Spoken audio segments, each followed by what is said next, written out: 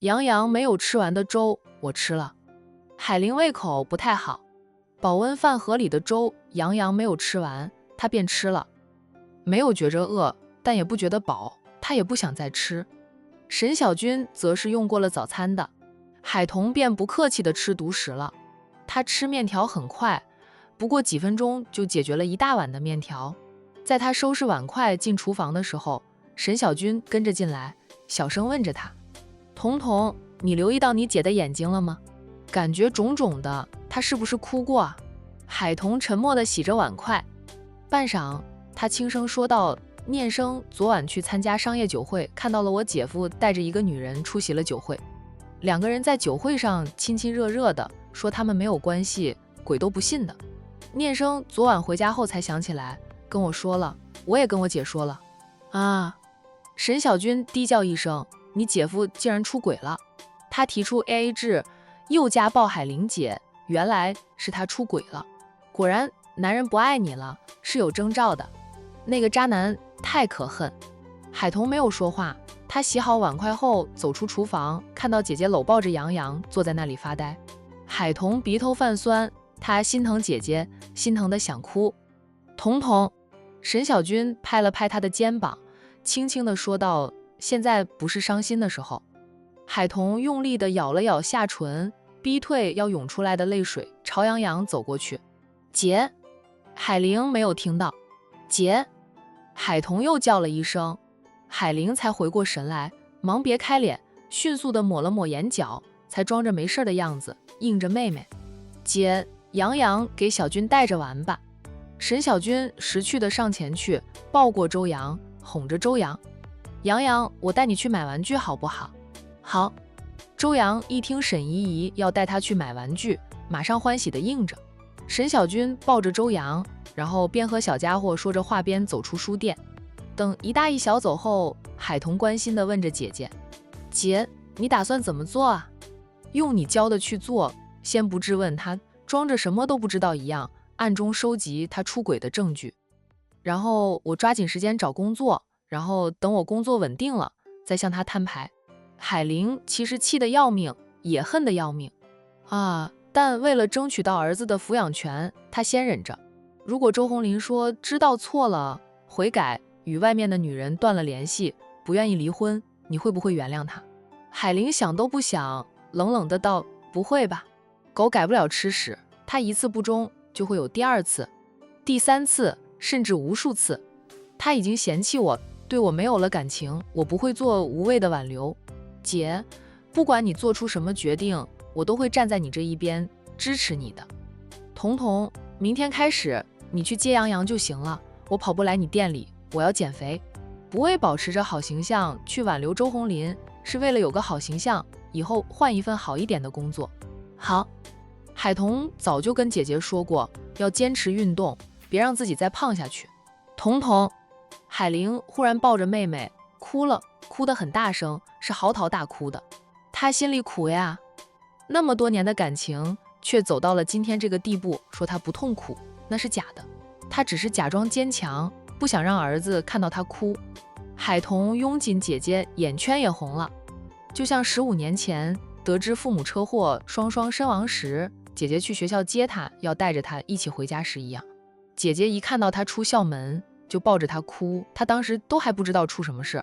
姐说：童童，我们没有爸妈了。那一刻，她大脑是一片空白，然后觉得天在转，地在转，再回神时，看到的是姐姐的满脸泪水，她姨妈脸上早和姐姐一样，泪流满面。姐，海童紧紧地拥抱着姐姐，哽咽着：姐，哭吧，哭出来会好一点。她们姐妹俩好不容易有今天，满以为姐妹俩都能过上安稳的生活了，老天爷却又给了姐姐重重一击。他怎么能这样对我啊？我们认识了12年，有10年的感情，他曾经对我那么好，在我们最困难的岁月，他一直在我身边，鼓励我，支持我，跟我说过天塌下来他都帮我顶着。嫁给他才3年多，他就忘记了他曾经的誓言。童童，是姐的错吗？是我不知道保养自己，是我因为生孩子导致身材走样，是我没有工作，与他再也没有了共同话题吗？姐，不是你的错，你不要把过错往自己身上揽，不是你的错。海童安慰着姐姐，是她的错，是她有钱了，变心了，那是很多男人都会走的路。男人有钱就喜欢变坏，姐，你没有错，如果真要说是你的错，你就错在爱上他，错在信了他的鬼话。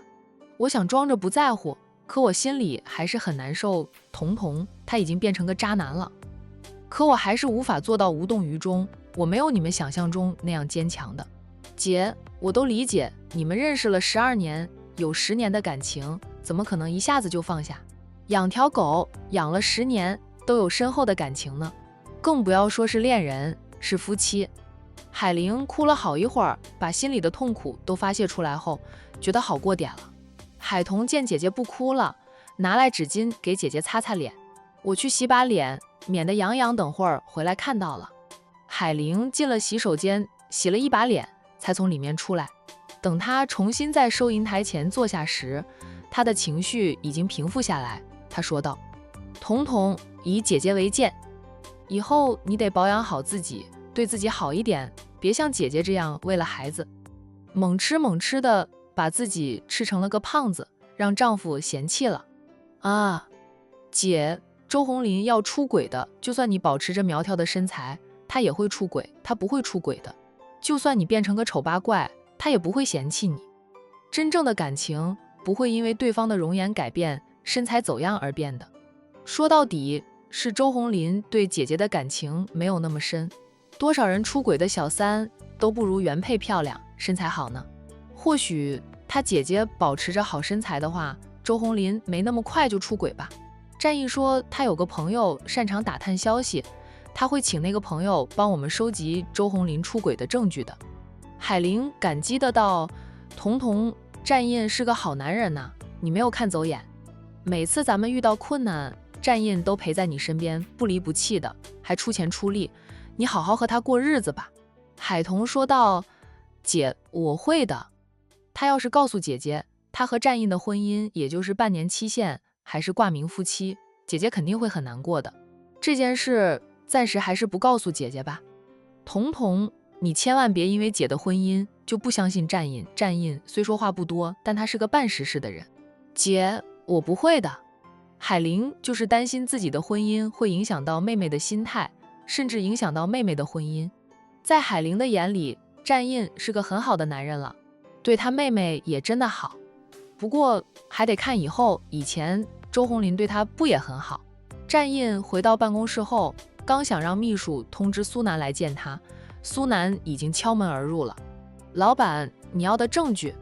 苏南走过来，把一只大信封放在了战印的面前，人跟着坐下，说道：都在这里的。周鸿林的小情人是他的秘书叶佳妮。战印拿起那只大信封，把里面的证据拿出来。由于叶佳妮还在吊着周鸿林，两个人并没有去酒店过夜的，都是一起逛街吃饭的相片，还有就是搂搂抱抱的相片。然后是叶佳妮的基本资料，以及周鸿林目前在他身上花了多少钱的证据。不得不说，苏家的信息网厉害。周鸿林送给叶佳妮的东西，每一样礼物是什么样的，多少钱，什么时候买下来送给叶佳妮的，都有图片为证啊。战印看完后俊脸阴沉，他说道：周鸿林给老婆的生活费是1个月3000元，那是还没有提出 AA 制的时候给的生活费， AA 制后只肯给1500的生活费，但给叶佳妮买东西，最便宜的一对耳钉都好几千元，带着叶佳妮去吃饭都是去高档次的地方。他想起了刚和海童闪婚领证当天，海童问他需要 AA 制吗？他拒绝了，他说他既然娶了她，就能养得起她。就是从那时起，周鸿林向海玲提出 AA 制的吧。苏南说道：周鸿林都变心了，自是舍不得再花钱在你大姨姐身上，他现在正在讨好小情人，自是千依百顺。这是很多出轨男人的共同点，对自己的妻子就抠抠索索的，但对情人却大方得很。故而很多女人都说，婚后要对自己好一点，不要老想着帮丈夫省钱，老公赚的钱他们不花，就会被别人花了去。当妻子为了一个家，处处省吃俭用，体谅丈夫的不易，却不知道丈夫在外面能为情人挥金如土。战印也是想到了这个现象，他板着脸不说话了。苏南起身去给自己打来了一杯温开水，喝了半杯后问好友：“你那个大姨姐打算怎么做啊？需要帮忙的话，只管跟我说一声，看在咱们总裁夫人的份上，是不会让她吃亏的。要不你向总裁夫人坦诚你的身份呗，那样就好办事了。”战印沉默了片刻后说道：“我与他有半年之约，说到底是战印对海童的感情还不够深。毕竟领证还不足2个月的时间，说他对海童有多爱，感情有多深，那有点假。海童姐妹俩都不是委曲求全的人，我大姨姐肯定是会离婚的。她现在就是需要有一份工作，有了工作，有了收入，才能争取儿子的抚养权。她知道海玲早就在找工作了，不过一直没有找到，因为海玲还是想找回她婚前干的工作，这有点困难。故而他到现在还没有找到工作。此时知道周红林出轨了，海玲应该会不挑工作了，相信他很快就会有工作。这个容易啊，你给他安排一份工作不就行了？海童问过我们公司不需要财务总监，就连财务部都不缺人。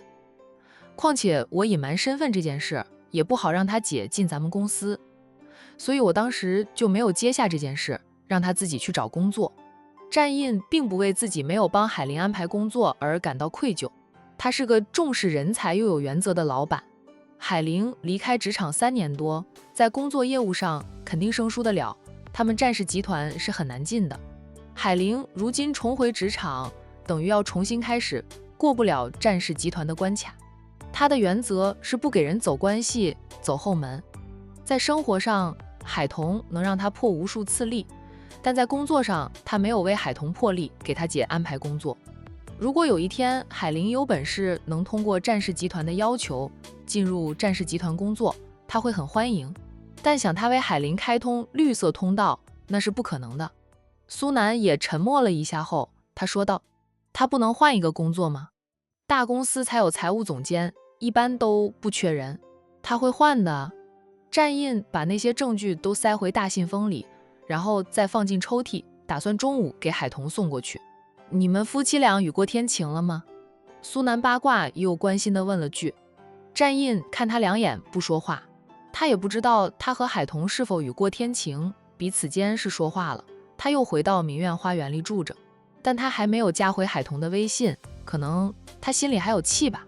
他得想想该怎么让他完全的消气，就是他表面看起来不在乎的样子，他却感受到他对他的微妙变化，对他疏离了点儿，那就是他还在生气。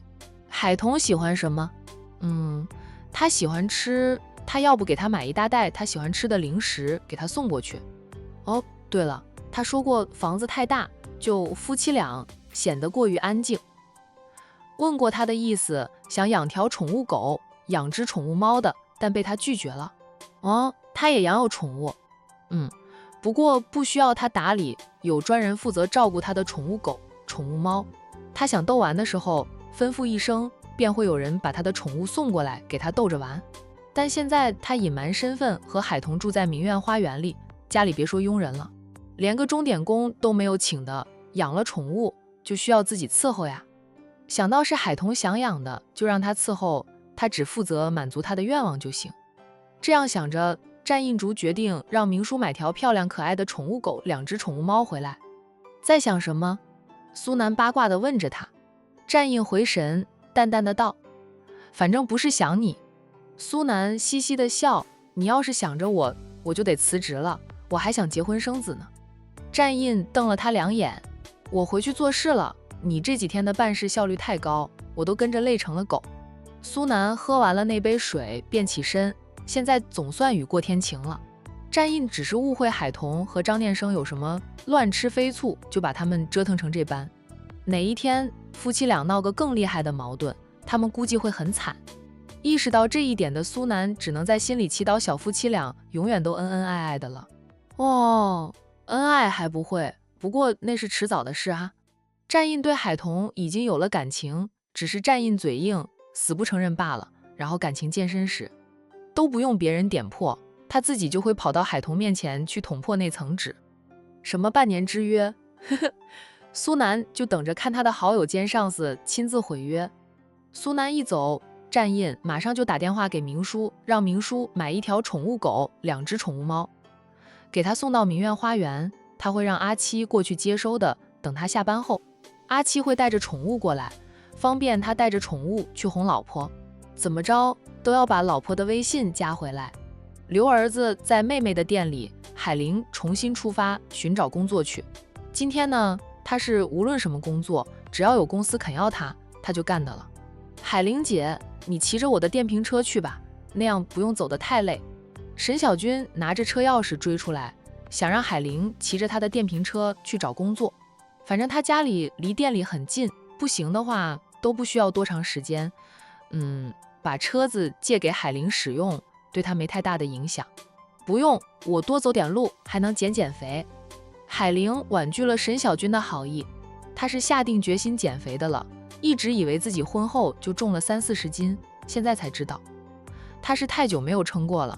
事实上，她比婚前重了50几公斤，不称不知道，一称是吓一跳呀。妹妹说她有200斤时，她还不相信妹妹估算的真准。海玲想捂脸，沈小军只能笑笑，不好再说什么。海童抱着外甥出来，叮嘱着姐姐几句，目送着姐姐远去的胖身影，他轻轻地说道：姐，加油，别担心，要是海玲姐这2天还找不到工作，我就跟我爸妈说一说，请海玲姐帮我们家收租。海童包租婆大腿伸出来，先让我抱一抱，那是我爸妈的家产，又不是我的腿和你的一样粗的，不，你比我的还粗一点。你是有双份收入，还有老公，我就1份收入，自己吃饱全家不饿的。海童被好友的话逗笑，2个人转身往店里走去。数辆车开来，很快就在海童的书店门口停下。刚进店的2个人都看向那几辆车，海童眼尖，认出那几辆车是他那些堂兄弟的。顿时他的脸色沉下来，这些人没完没了的，以海志明为首的海家年轻一辈就走进了店里，他们手里还提着2篮水果。海童，海志明脸上挂着笑容，他把他手里的那篮水果放在了收银台上，对海童说道：买了点新鲜水果给你和你姐尝尝。看到周阳，他问道：这是你姐的儿子吧？瞧着和你姐有点像说着他就想摸摸周阳的头，周阳却避开了，不让他摸。海志明笑着：小朋友不用害怕，我是你大舅哦。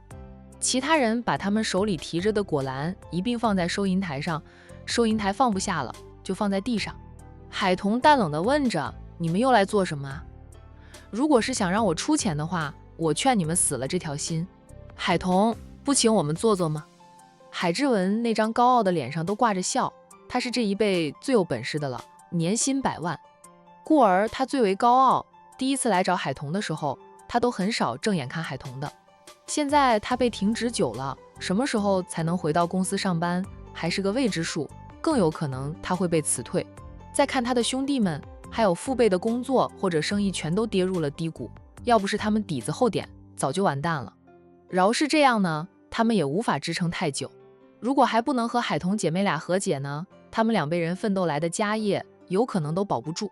还有小堂弟海志钦被拘留的事，他们想去把小堂弟赎出来都不行，给再多钱都不让他们赎。这肯定是海童背后的靠山搞的鬼。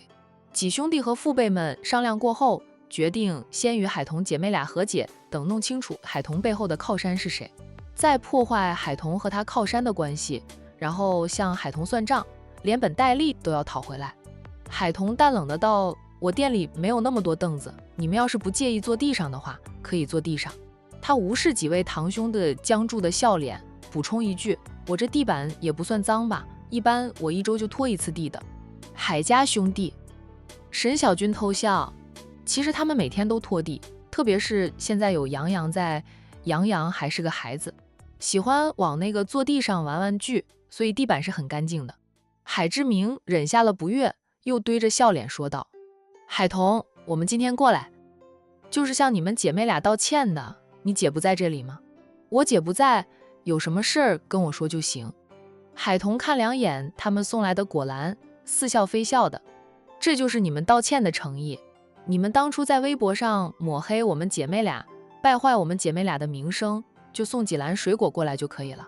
他在微博上进行反击后，他们都还花钱请了不少水军想洗白，继续往姐妹俩头上安着不孝孙女之名。是广大网友被激怒了，网友们的愤怒把他们请的水军淹没，让他们的计谋失败。虽说反转后姐妹俩成了大家同情的对象，但还有些人道德绑架姐妹俩的，说什么他爷爷奶奶虽然没有抚养他们长大，也确实对他们做了些不好的事情，但那是他们的亲爷奶，没有爷爷奶奶就不会有他的父亲，也就不会有姐妹俩。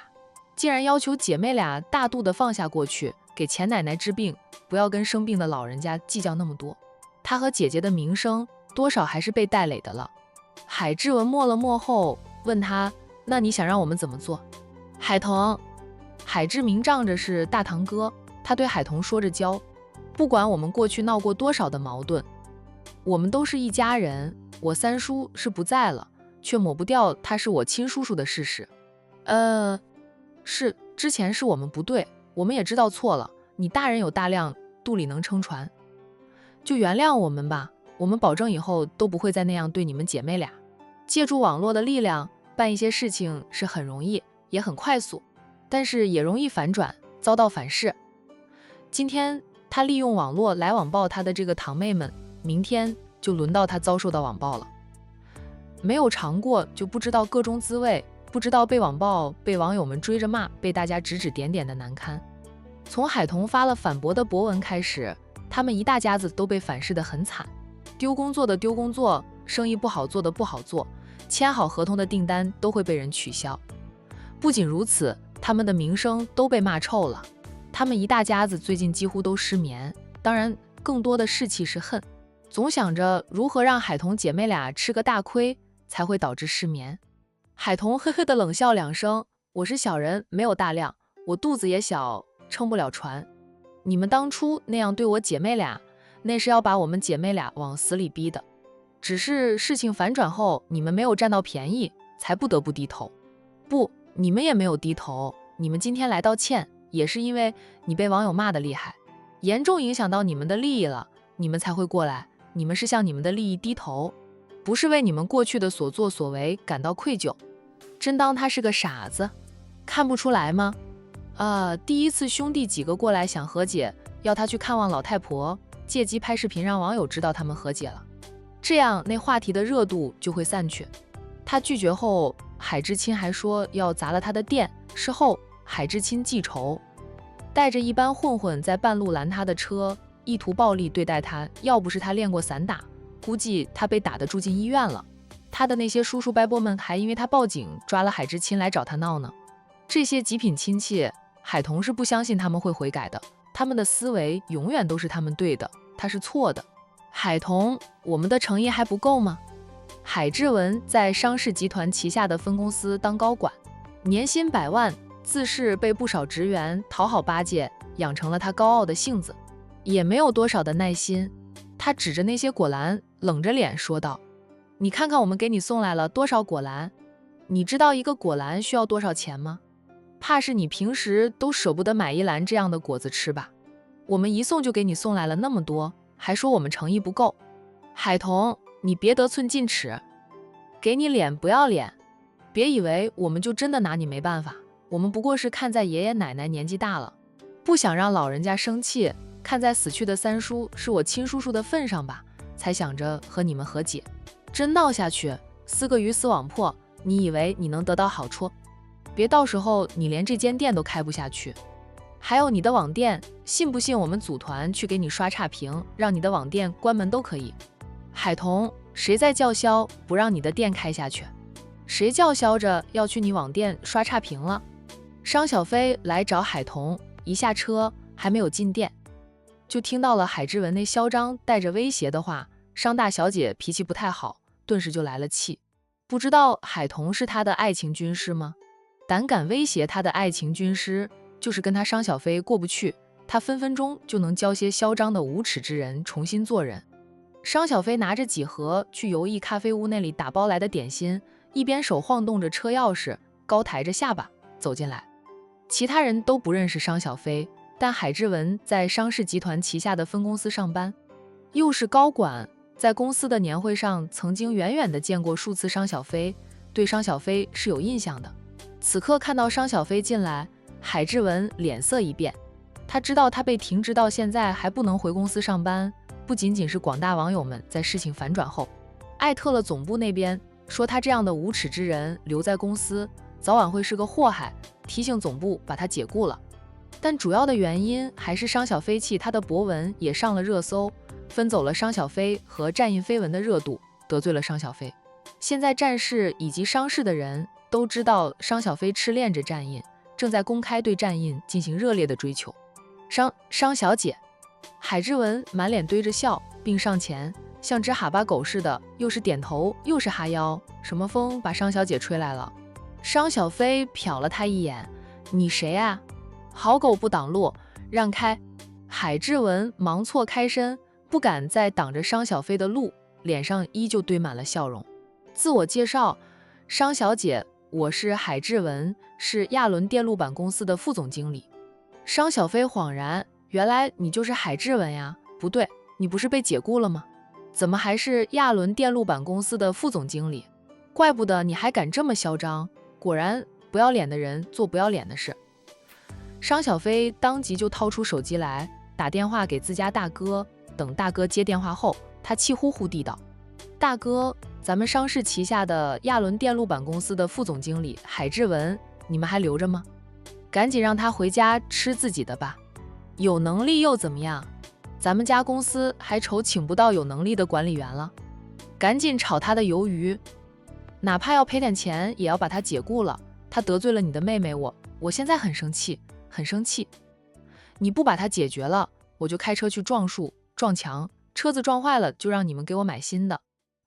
海童还是第一次见识到商小飞的蛮不讲理，还好商小飞生气的时候只会开车去撞树撞墙，不会直接去撞行人。否则呢，这枚辣椒真不能招惹，否则把他惹毛了，死的人就多了。海童想着等他们俩友情更深一点，更牢固一点后，再好好的劝劝商小飞，哪怕生气也别开车去撞树，车受损是自己的车，万一没有控制好，人也受伤，那就太吃亏了。电话那边的商无痕真的拿这个宝贝妹妹没办法，他无奈地问着：海志文怎么惹你了？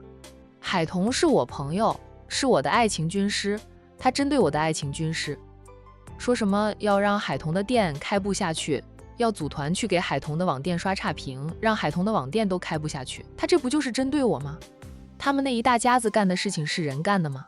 咱们商氏有这样的管理层，都跟着被人诟病，真是知人知面不知心呀，看着光鲜亮丽的，心却是黑的。商无痕被妹妹的蛮横噎得说不出话来。亚伦电路板公司的总经理向总部汇报过了，鉴于海志文确实是有能力的人，在亚伦电路板公司从一个小职员干到如今的副总经理，是一步一个脚印走出来的。总经理不愿意因为海志文的家庭琐事而失去一位有能力的得力干将，所以在热度高的时候就对海志文做出了停职的处理，并没有把海志文解雇。海志文听着商小飞的话，脸都白了。他算是明白了，海童背后的靠山就是商小飞，并非沈小军。他就说嘛，沈小军家里就是靠着拆迁富起来的，没多少权势的，不能把他们一大家子整得那么惨。要是商小飞就说得过去了，商小飞的身份及商氏的地位，他有这个能力把他们一大家子整得很惨。商小姐，你闭嘴，我不想听你说话，黑心肝的人。一大家子靠着海童父母的死亡赔偿金发家了，却欺负海童姐妹俩，你们就不怕海童的爸妈半夜来找你吗？商小飞在管城上流社会的名声不算好，因为他经常蛮不讲理，但他的本性并不是恶毒的人。就算没有与海童结识，他也看不过沿海志文一家人的做法。大哥，你说啊？商无痕无奈的道：知道了，大哥跟张总说一声吧，就让海志文回家吃自己的，再有本事得罪了我妹妹也不用他了。行了吧，你千万别开车去撞树哈，把路边的绿化树撞死了，我们还得赔绿化树呢。商小飞威胁到哥哥后，满意的挂了电话，对海志文说道：我今天就把丑话搁在这里了，要是海童的店开不下去，就是你们害的。海童的网店但凡被人刷差评，就是你们的干的。休怪我对你们不客气，我能让你们回乡下种田都生存不下去。商小姐，我们滚！我不想再听到你们说话。商小飞冷着脸让海家兄弟滚出去。海童，他们再不滚，你就拿扫把过来把他们赶出去。这种人还跟他们客气什么？说着，他还拎起一只果篮就朝外面扔出去。腾了位置放他买来的点心。知道商小飞的这个身份后，海家兄弟都不敢说什么。海之文白着一张脸，上前去拎起2只果篮，率先往外走。其他人见状也上前拎果篮，就连被商小飞扔出去的那些水果以及篮子，海之明都捡拾起来带走了。一个果篮100-200块钱呢。带回去他们自己吃都不能便宜了。海童啊呸，当谁没有吃过水果似的。海之文是坐着大哥的车过来的，上车后呢，他就赶紧打电话给自己的上司，也就是张总，向张总解释刚才的事。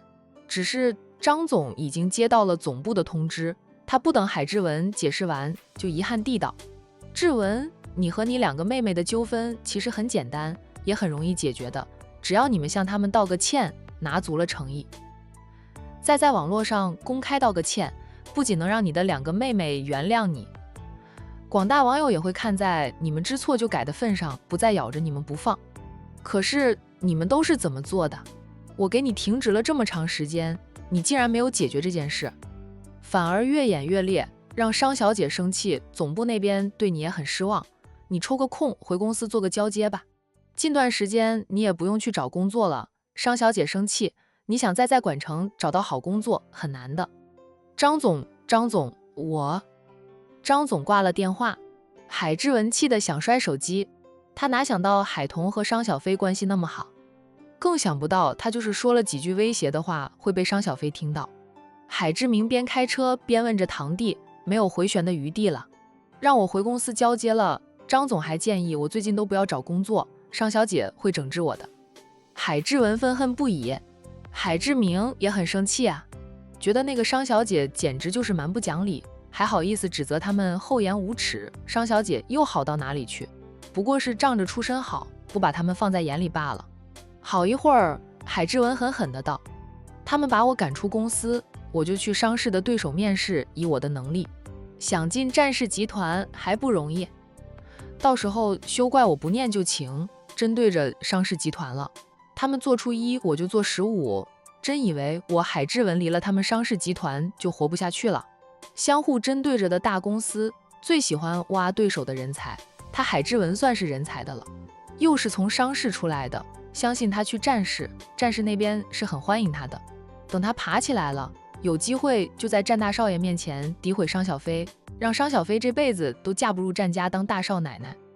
那般蛮横不讲理的女人，根本就配不上商界男神战大少爷。大哥，以后我们都不用来道歉了，海童那丫头不会轻易放过我们的。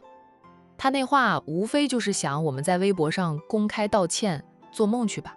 海之文发狠的道：等我进了战氏集团，我再在海童丈夫的面前挑拨离间，破坏他夫妻俩的感情，我要让他姐妹俩生不如死，后悔今天这样对我。海童的丈夫听说是在战氏集团上班的，2个人成了同事后接触的机会就多，他想离间海童夫妻俩的感情便容易多了。海之明说道：你以为我们就愿意过来啊？还不是对我们的影响太大了。我在市区结交到的那些朋友，因为这些事情都跟我绝交了，那是我花了多少年心血才攒下来的人脉啊，才多久就全都断了。我的生意也很难做，要不是为了我们的利益，谁想来道歉？